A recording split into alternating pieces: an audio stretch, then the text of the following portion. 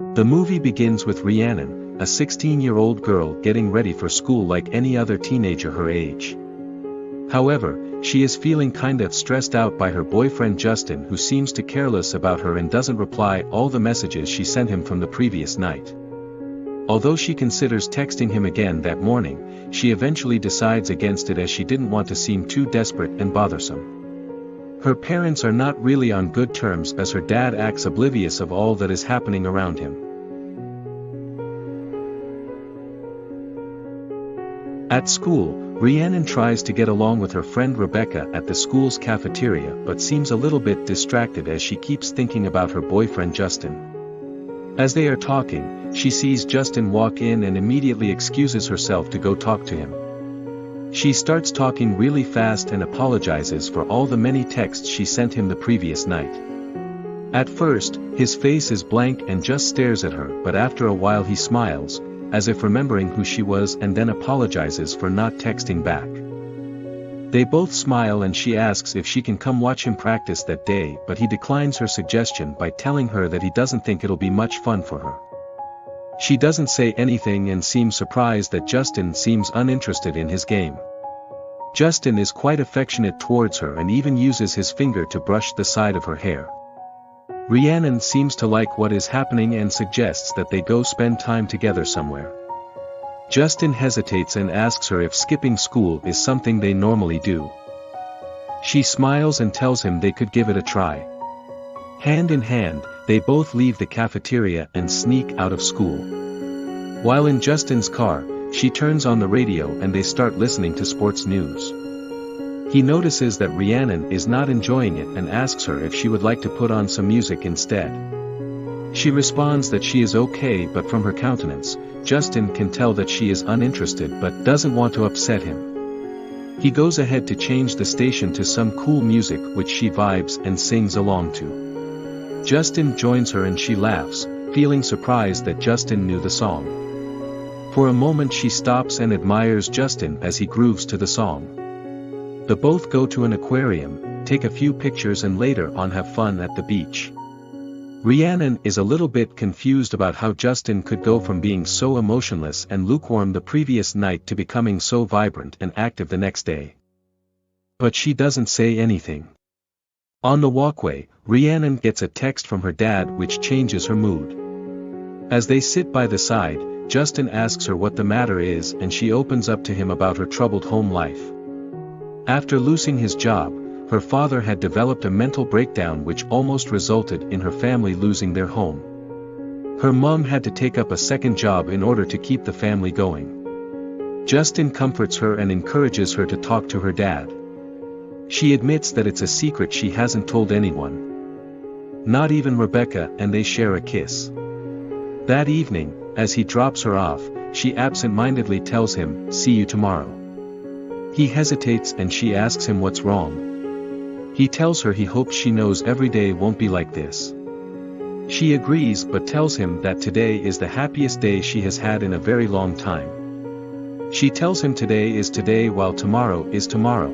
Let's end today on a nice note, signifying an end to the conversation. They share a kiss and as she leaves the car, she tells him his lips taste so much better when he doesn't smoke. As she walks into the house, he keeps looking at her, like it was the last time he'll ever see her. The next day, Rhiannon is very excited to go to school and meet Justin, but her hopes get dashed to the floor when she sees him smoking in the open. She feels quite disappointed, and as she is still looking at him, a young girl walks up to her and introduces herself as Amy, a new student who just moved in from DC.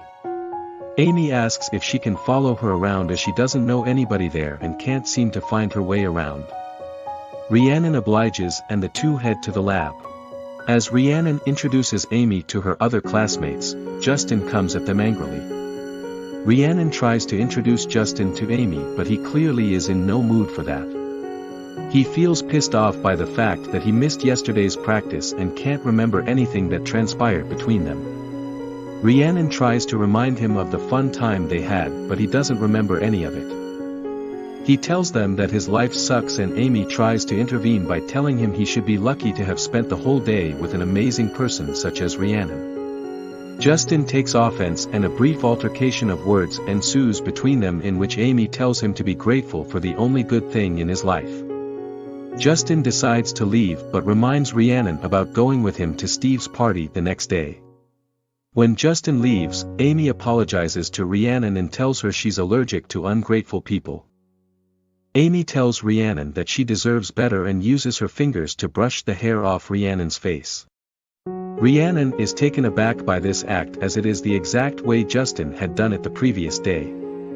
Amy apologizes once again but Rhiannon is already exhausted from everything and excuses herself.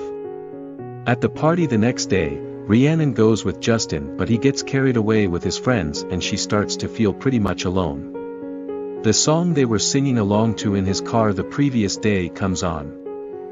Rhiannon remembers and begins to smile but Justin doesn't pay much attention to her or the song as he is busy with his friends. She feels alone but sees someone else dancing to the song on the dance floor. She smiles and takes interest. His dance steps and flow are quite contagious and she couldn't help but join him on the dance floor, taking off her jacket. As they dance, they make small talk and he introduces himself as Nathan, a cousin of the host, Steve. She tells him her name is Rhiannon but she doesn't like the name because everyone seems to mistake the name for Rihanna. She better have my money and also it's quite difficult to spell. They both laugh and Nathan tells her Rhiannon is a beautiful name. Rhiannon is visibly happy but Justin joins them and demands to know who Nathan is. Rhiannon introduces Nathan to Justin who seems quite uncomfortable. But Nathan adds that he is gay and Justin has nothing to worry about. Justin feels a little more relaxed and goes upstairs. Meanwhile Nathan suggests they go somewhere quiet. They talk about Rhiannon and Nathan asks her why she was with Justin. She tells him he's her type and he asks her what her type is.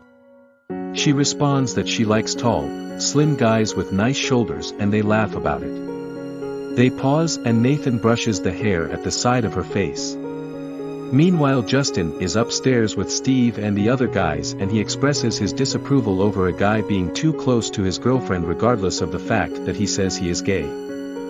To be sure, Justin turns to Steve and asks if his cousin Nathan is really gay. Steve is confused as he doesn't have any gay cousin called Nathan. They rush down to search for Nathan and Rhiannon. Downstairs, the time is almost 12 midnight and like a male Cinderella, Nathan decides that he has to leave immediately. Rhiannon tries to get his number but he refuses and slips out just in time before Justin and his friends get him.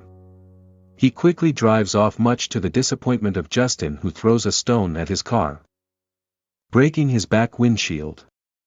Monday morning on the news, Nathan is found asleep in his car on the highway with a broken back windshield. He claims to have been possessed as he couldn't recall anything from the previous night. While Rhiannon feels sympathetic towards Nathan, Justin still asks her why she was hanging out with him. At the cafeteria, Rhiannon gets a text from a random number asking to meet somewhere public so he can explain. She confides in her friend Rebecca who encourages her to go. Rhiannon agrees and goes to the bookstore. She sits at an empty table, looking around for Nathan. However, a girl joins her and introduces herself as Megan. Rhiannon asks about Nathan but Megan tells her that she is also Nathan. Rhiannon is confused at first but Megan explains to her that she wakes up in a different body every day and that every body she wakes up in is never too far from her age and always stays close to the previous person. Rhiannon thinks Rebecca is trying to play a game on her but Megan keeps talking and tells her she has no control of how her consciousness keeps moving from one body to another. She also adds that she has been the one coming to her in the bodies of different persons like Amy and Nathan. Rhiannon finds it difficult to believe and makes to leave but Megan reminds her about things they discussed in the past like her dad and her family and Rhiannon cuts her short as she thinks Justin, Amy, Nathan and Rebecca are playing some kind of game on her. She eventually walks out as everything Megan said seems rather impossible to her. The next day at school, Justin invites Rhiannon over to his place and she uses the opportunity to ask him if he told anyone about what she told him about her dad. He doesn't seem to remember anything she told him concerning her dad.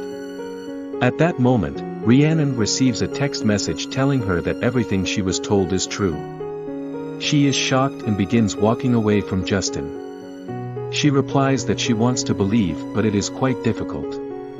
They eventually agree to meet at a cafe after school.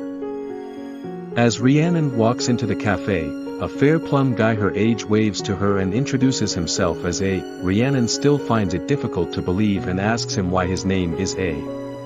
He responds that he gave himself the name as he didn't think any other person had that name. She also asks him random questions like what she was wearing the first day they met when he was in Justin's body, what she told him after they kissed that day, who showed him around after she left the day he was Amy, and other bunch of questions. They laugh and he tells her he tries as much as possible not to mess things up or leave any marks whenever he's inhibiting the body of a person. She asks him if he could inhibit the same body twice and he says no, although he may see them at school. Rhiannon tries to imagine how lonely it must be to be switching in and out of bodies every single day. He shows her his Instagram page where he keeps tabs of all the people he has been in. Everything feels so weird and Rhiannon asks to leave in order to process things, promising to see A again. At home, Rhiannon checks out A's Instagram page and comes across a picture they took the day he was in Justin's body. Of all the pictures A had uploaded, their picture was the only one which he was with someone else. Her dad tries talking with her, but she avoids him. The next day, Rhiannon goes in search of Nathan and requests to interview him. Nathan agrees and tells her although he couldn't remember much when the devil possessed him, he could remember dancing and being in a small room. He also tells her that the devil logged into his Instagram account using his phone, and when he recovered, he could see all the victims which the devil had possessed. In school, Rhiannon spots a particular guy staring at her in a kind of way and immediately knows it is A. They talk and Rhiannon expresses her disapproval about A kissing her in the body of Justin and how she opened up her secret to him believing it was her boyfriend. A tells her she deserves better because Justin would never really understand her. He proceeds to ask her to give him a chance, but she doesn't say anything. Later that day at Justin's place, Rhiannon asks Justin what he likes about them, but he stutters and doesn't impress her with his answers. The next day, Rhiannon cannot seem to stop thinking about A and they keep texting back and forth before agreeing to meet at a library in Laurel. At the library, A is in the body of a black teenager and he tells her that he was born in Phoenix but the family of the person he was with flew to Michigan and he couldn't get back as he doesn't get to choose who he wakes up in. He doesn't really remember much from his childhood, but he grew to understand that tomorrow is never ours to decide and people should just learn to live within the moment. They bond and eventually share a kiss but unfortunately get caught by the boy's mom. Rhiannon feels happy and smiles as she drives home. The next morning, A wakes up in the body of Rhiannon and tries to contain his excitement. He makes effort to converse with Rhiannon's mom and they agree to go to DC together after sharing a hug. He also apologizes for looking at Rhiannon's body in the bathroom while taking a bath. In the car with Rhiannon's sister, Julie, A makes effort to talk more with her and they laugh really hard, something they haven't done in a very long while. In school, Rhiannon's boyfriend Justin meets and kisses her and they could taste the tobacco in his mouth. Justin compliments her for looking sexy and suggests they go over to his place. Rhiannon declines and tells Justin he doesn't even know what she likes. She tells him to stay away from her for the rest of the day. Justin thinks she is on her period and that's what is responsible for the mood swings. Rhiannon tells him congratulations as he's not a father. At home, A makes an effort to talk with Rhiannon's father and they have a heart-to-heart conversation which eventually ends with her father painting her. Before sleeping, A leaves her a note explaining that he didn't choose to exist in her body and has never been in someone he cared so much about. He ends by telling her how much he loves her. That day, Rhiannon has a rethink and decides to take a break from her relationship with Justin. She gets in touch with A in his new body and thanks him for everything as she now feels clearer about life now. They both decide to spend a weekend together at her uncle's place. Her uncle stays in California so it'll be just the both of them. They bond and have intimate moments with each other. She asks him if he could retain the same body after 24 hours and he tells her he can't, as the consciousness of the person will eventually return to evict him from their body. He doesn't usually fight back as it's not technically his body. Soon it's time to go and he leaves, promising to return the next day. The next day, it rains very heavily and he doesn't show up, leaving Rhiannon lonely and bored. She eventually has to call her mom to pick her up on Sunday as they both need to go to DC together. Although her mom scolds her, she's visibly worried about A and frantically texts him when they return home. Meanwhile, A wakes up in the body of a teenager named Michael whose family is supposed to be flying out that morning. He desperately escapes from home and calls Rhiannon to pick him up, much to the disgust of Michael's family. When they get to safety, he explains to her that he couldn't show up the other day because he woke up in the body of someone going for a lung transplant. She eventually forgives him and they get intimate. Things between Rhiannon and her friend Rebecca have quite changed and Rebecca feels Rhiannon no longer tells her stuff. Rhiannon and they keep spending time together and she manages to convince her to save the life of a young girl he inhibited who nursed the intention of committing suicide. He forces his consciousness to remain in her body and talks to her dad about getting help.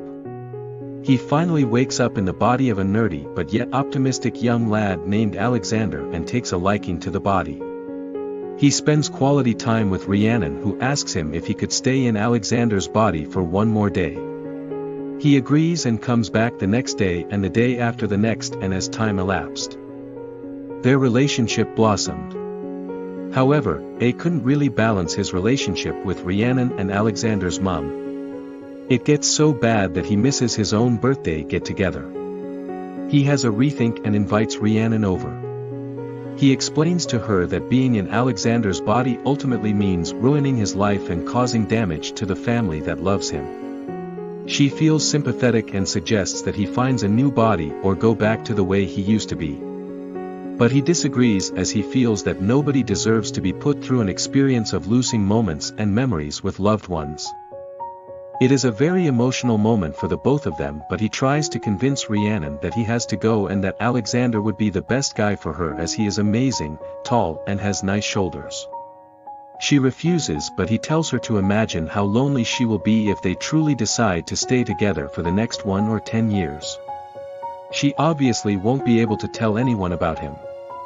What happens when he starts waking up in married people with families? What happens if they decide to have a kid? Whose kid will it be? His kid or some random dude who they'll never get to see again? Will the kid be just like him, wandering from body to body? How weird will it all be? Rhiannon has to come to terms with the reality of things and tear-drops escape from her eyes. She tells him that they have just 3 hours until midnight and they should make the most of it. They talk and dance and reminisce about all the time they've spent together. Finally, they embrace each other and they tells her that this is the nice note, alluding to Rhiannon's comment to Justin about ending their day together on a nice note. As he falls asleep, Rhiannon slips away, turning off the lights. The next morning, A awakens in the body of a rich black lady and drives to New York while Alexander's life is back to normal. As he checks his locker in school, Rhiannon, whose locker is next to his, hesitates before saying hi. He responds by asking if anyone has ever told her she has a nice smile. She says nothing and smiles as she remembers his first date with A when he told her those exact same words. As the movie ends, Rhiannon and Alexander are seen walking along the hallway, smiling and laughing, getting to know each other in a way that insinuates that they have a lovely future ahead of them.